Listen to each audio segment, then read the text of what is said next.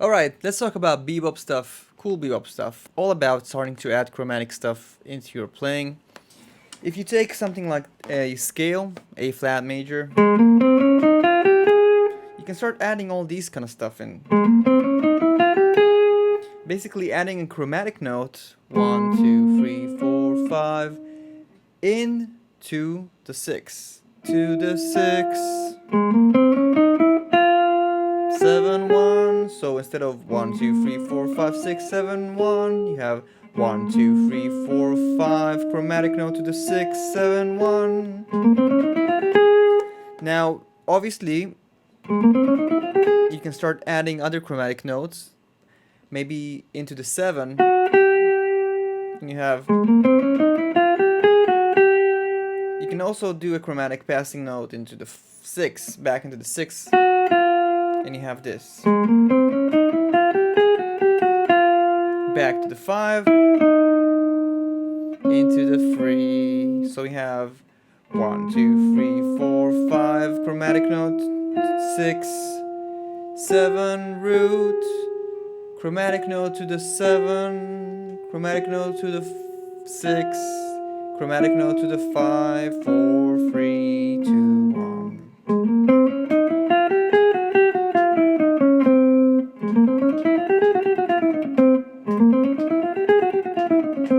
The main thing that I want you to notice is that you're landing on strong beats here. So you have 1 E and a 2 E and a 3 and a 4 E and a 1. Very important whenever you learn something like that. Don't get stuck on only playing it in one place. Make sure you can play it also in other octaves like this.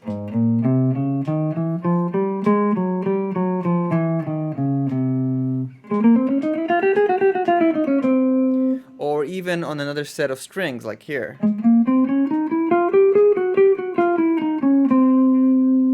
Next level is to start introducing diatonic arpeggios into your bebop, so you will have something like.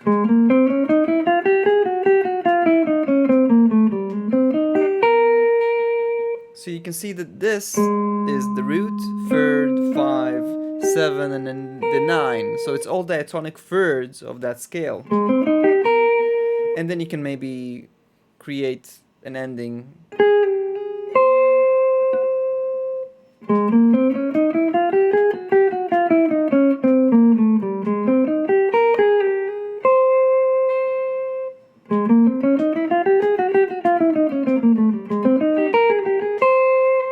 Of course, always learning it down an octave.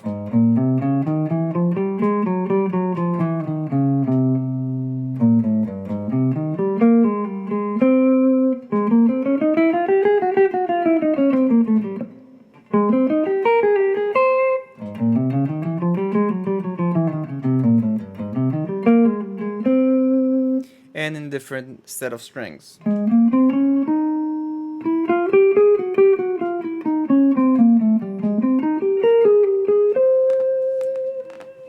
So now if you have a set of some bebop changes, let's say a turnaround, you can start applying these different stuff to the different modes that you will use on different changes. So if you have the 1 chord, A flat, moving into F, let's say it's an F altered, 5 of 2. Altered is the 7th melodic minor mode. More on that on this channel. So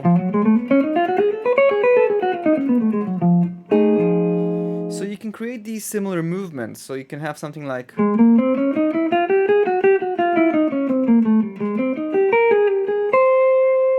Then if you want to learn how to do that on altered, so first of all you need to know the scale really well and have that, and then you need to locate where you're going to add the chromatic note. So you can have a chromatic note over here, back to the root, flat 9, sharp 9, 3, sharp flat 5, sharp 5, flat 7. Into the root. You see this major 7 here leads me back to the root.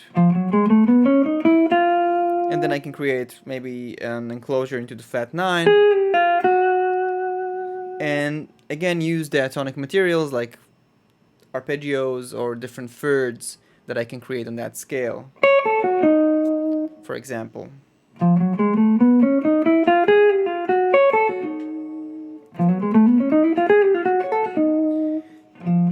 And it's all just the basic elements of this bebop language thing, which is by far rhythm, but knowing when to add the chromatic note to approach something, this can usually be just either just adding an extra note to a key or a scale, or you're using different enclosures to aim into notes. So you can surround notes, like, target tones. If you want to go into the flat 9, you're surrounding the flat 9. Or you can also start using different diatonic materials, like all of these are just diatonic thirds, diatonic arpeggios that consist within the mode. Now, when someone improvises, there is the element of voice leading that is very important to take. First of all, to maintain it, because voice leading is something that needs to always be maintained on the instrument. Even if you learn all the elements, voice leading is kind of like the super glue or the glue that is putting everything together that you can connect your ideas with flow. So something that I like to do is that first of all, I like to make sure that I have all the elements available, so when it's time to voice lead, they're there. So that can be just me practicing, the different scales of a tune within one position, or even the different triads of a tune within one position. Let's say I go A flat, but now I want to play the 5 of 2, 5 altered of 2. So instead of moving my hand, I'm gonna stick to this position over here and make sure that I have the scale. So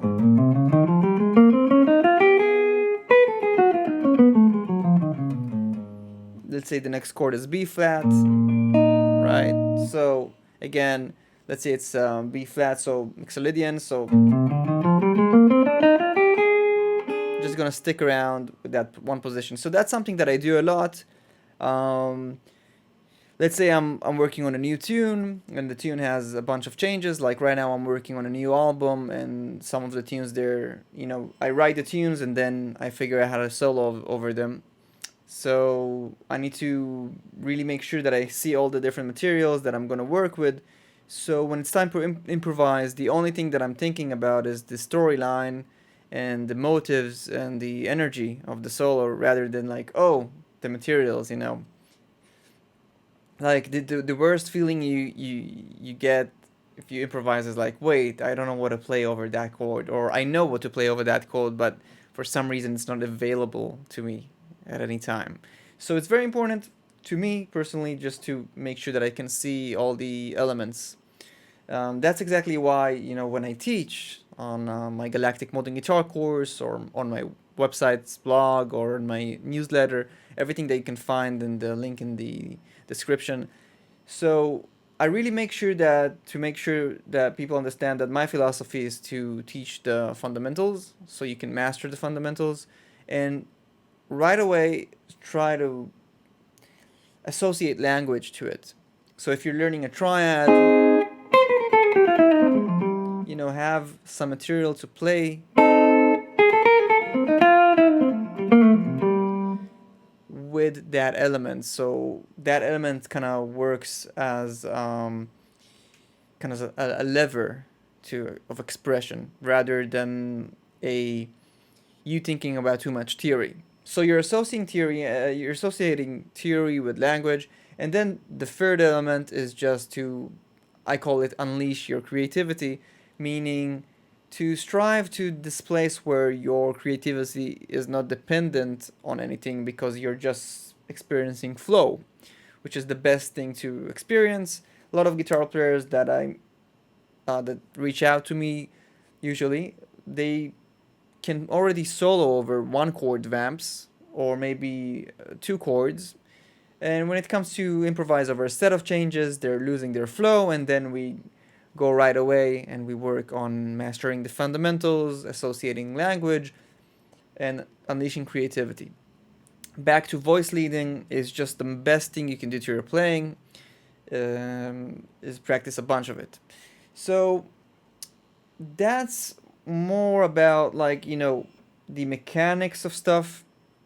Another thing that you need to really keep in mind is that the way you're approaching a phrase really has to do with the way you imagine the sound of it. Because many people ask me, like, through my teachings and just from watching my videos, like, should I use the exact same techniques, the exact same finger choices?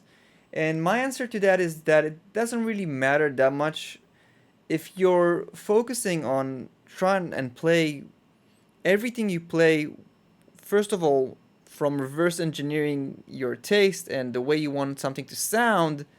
So it doesn't really matter the finger choices or the technique. For example, for me, I don't really visualize my sound as being a very over the top kind of like alternate picking guy. It's just not really the sound I'm driven for, also when I'm listening to music, and also the way I like my guitar playing to feel. So for me, it's more about leaving attacks out. So, if I'm playing, so that will be, this would be picking everything, which is, it's okay, but I prefer the feeling of leaving some attacks out, like maybe a slide over here and a slide over there, or maybe even more. So even when I practice arpeggios or scales, I practice those with leaving attacks out, like A flat major 7. So I left one attack out right here. Maybe sweep. Right? So that's a little bit about technique. Practicing time for me has to do with locking in with a metronome or locking in with a backing track, depends, and learning how to express myself through different subdivisions. So subdivisions for me is just like harmony or melody. It's all about tension and release and contrast. And landing on the beat is very kind of like a resolution rhythmic wise, and syncopation is, or playing over the bar line and triplets and stuff like that. That's more tension in rhythm. So I think in both harmony and melody and rhythm, I always think about the tension that I'm creating with what I'm doing while trying to be on the grid. When I say the grid, I mean if it's harmony, the grid is chord tones, scales, that kind of stuff. When it's rhythm, it's more playing in time. So I do different exercises. Sometimes I just put a metronome and I just play with the metronome. Sometimes I just work on making sure that my subdivisions are happening. So I won't open a metronome right now, but basically if I have a quarter note, I'm just making sure that my quarter notes feel really good and steady.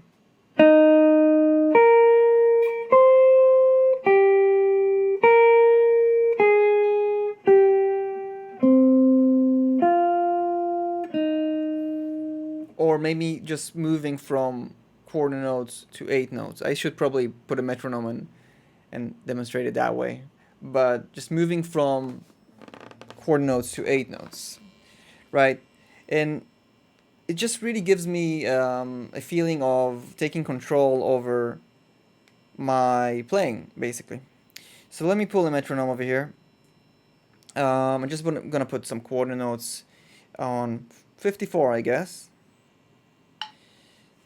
And you see, I don't know if you can hear it, but I'm just gonna play quarter notes with the metronome.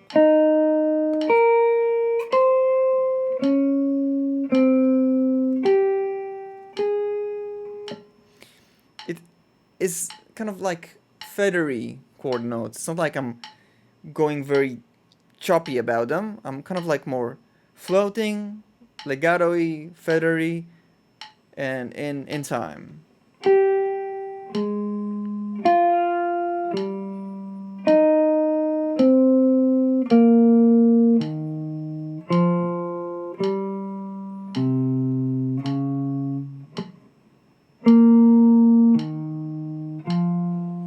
If I introduce 8 notes,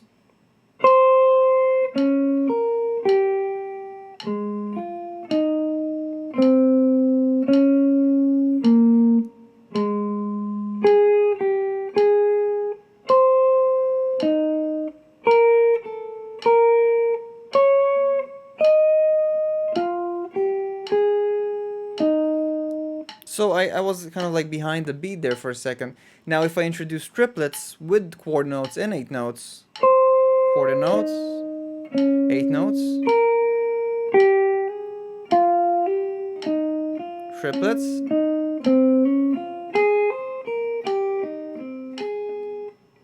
back to quarter notes, 8 notes, triplets,